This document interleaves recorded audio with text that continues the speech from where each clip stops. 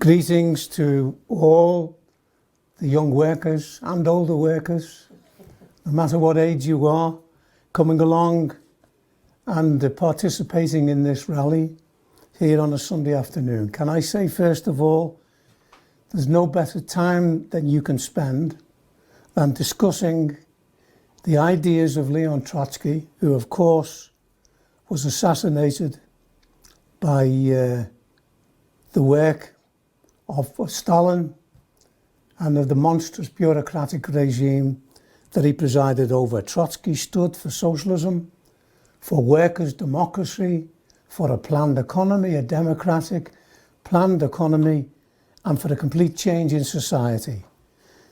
Now, he was assassinated, murdered, because his ideas were likely to get the support, given the situation that existed at the time, the support that he would get, or these ideas would get, from the movement that was likely to take place. And it's very similar in that sense to today, because we're in a situation of profound capitalist crisis, somewhat different to the problems that confronted Trotsky at that stage, but nevertheless, he was assassinated for one reason: that the capitalists and those who believed in their system could see the storm clouds gathering, could see the problems of capitalism, and therefore would see that the working class would react. And in this situation, we, that is the Trotskyists, those who adhered to the ideas of Marx, Engels, Lenin and Trotsky, that we would be able to find a much bigger audience than we would have found otherwise. And that's proved to be the case. I'd just like to give you a little taste for those who are participating in this meeting, particularly for the first time. We were a very small organisation when we came in contact with Trotsky's ideas.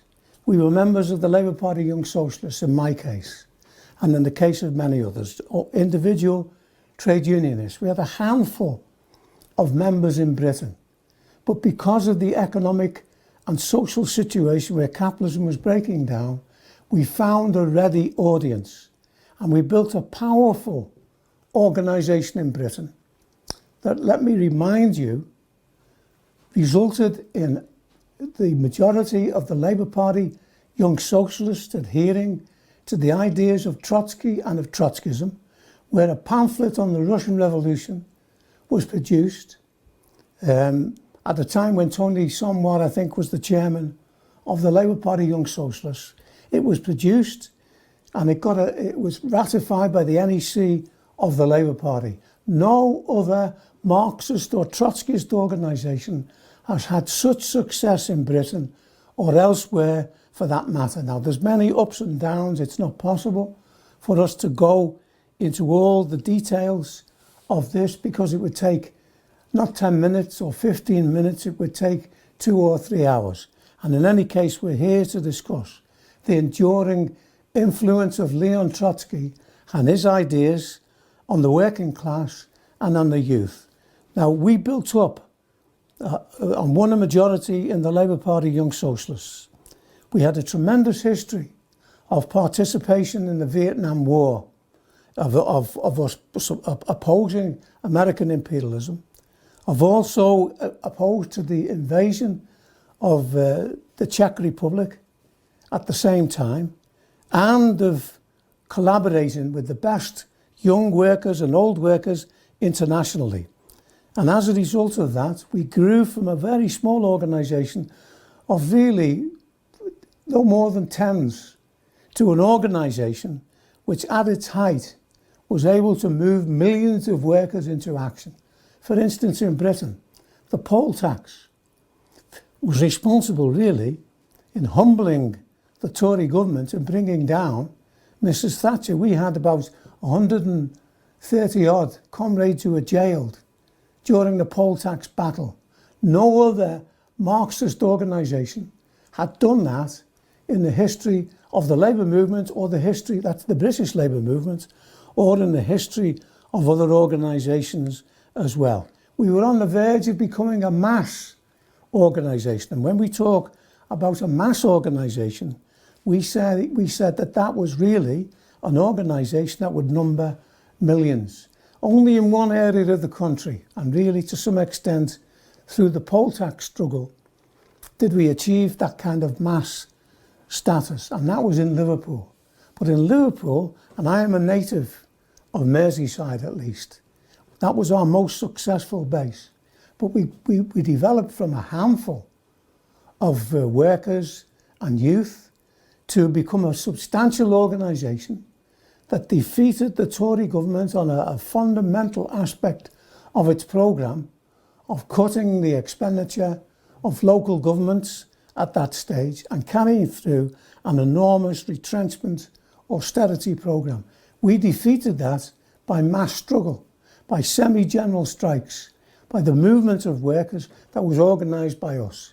As a consequence, we went from really, at the beginning, of no more than less than 10 members who were members of the militants, as it was called, the militant tendency vilified by the press. And by the way, when I think he was the chairman of the Labour Party, or at least he was one of the national officials, he was an official of the NUPE, of the Health Workers Union. When he went to Liverpool as part of a hit squad to destroy our influence, he failed and he returned and he said, I defy anybody by going to Liverpool and confronting the militants and defeating them. And that was by, in effect, arguing against our ideas. And they were never able to do that because we found an echo amongst working people. And how do we achieve this position? And it's relevant to today, as is all Leon Trotsky's ideas. It was relevant because we expressed the ideas that the working class expressed in their language, couched in such a way to get support from working people. And that explains the support for Bolshevism, by the way, from which Trotsky came. And that's on the national question as well, which is a relevant issue for today, where it's being played out now in Eastern Europe, in a number of countries in Eastern Europe, where the national question has come to the fore and has resulted in the governments there either on the brink of being overturned, of overthrown, in at least 2 cases, or of being pushed back so that they have to accept a change in the government's position itself. And therefore, the idea of the programme of Trotsky being abstract and not relevant to the problems of today, it's very relevant to the problems of Eastern Europe. You only have to look at what's happening in Eastern Europe now, where there's demands in a number of states for the one-party totalitarian regimes to be removed and for at least an element of democracy to be introduced. And of course, they cannot be run on the basis just of one aspect of the programme. I mean, for instance, I wrote material something like 50 years ago on Yerevan in Armenia.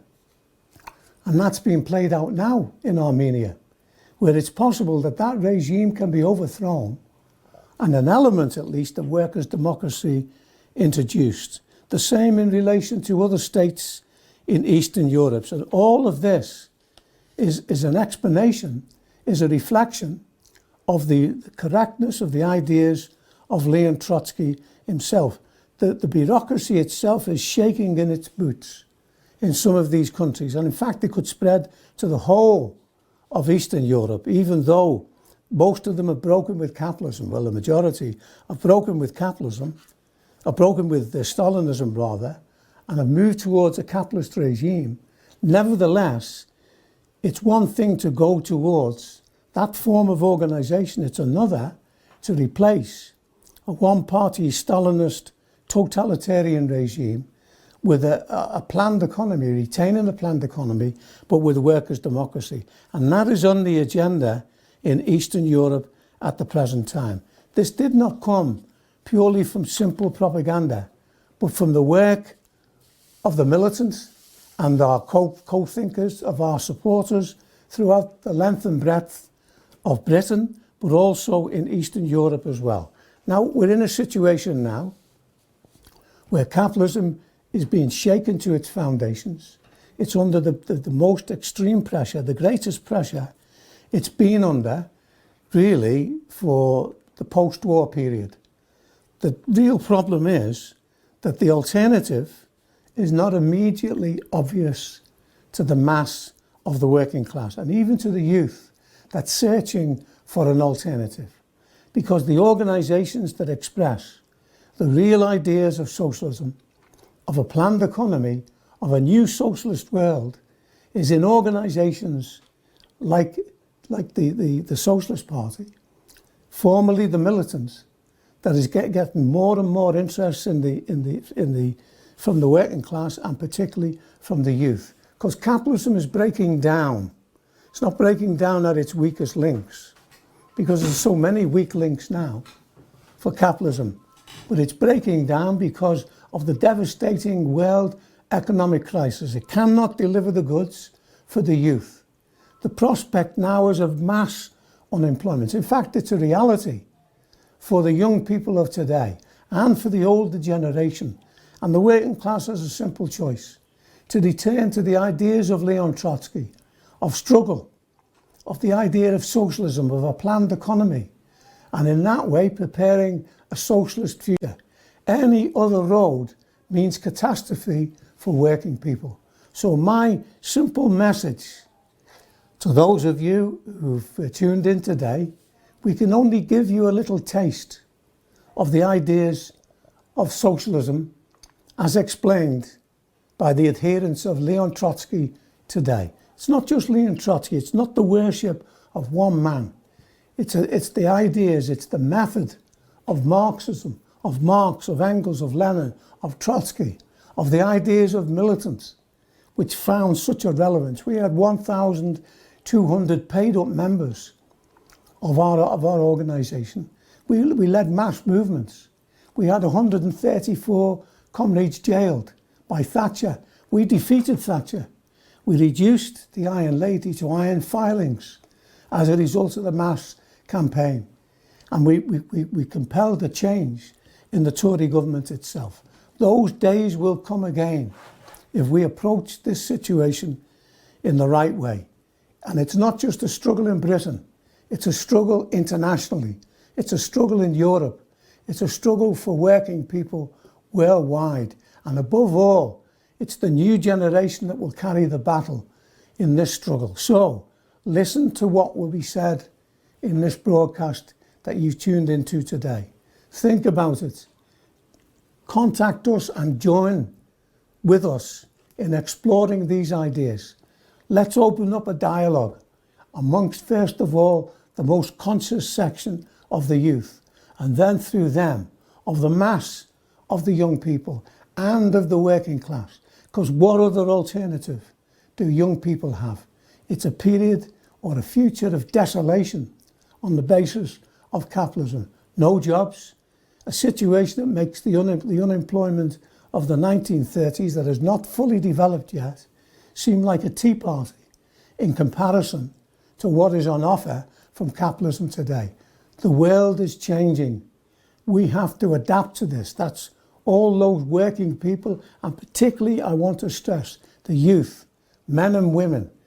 Your destiny is bound up with this struggle. We are the ones who are pointing the way to the future. Engage in a dialogue with us, in a discussion with us, challenge our ideas, open up a great debate in and outside of the labour movement. And in that way, we will create an army of cadres, of working class cadres, which in turn can win tens of thousands and millions of workers to our banner, and in that way prepare the socialist future of young people, of the working class, of Britain, of Europe and of the world. Thank you very much for listening to our ideas, and we hope that you listen attentively to the many ideas, the very fresh and new ideas that will follow from my contribution today.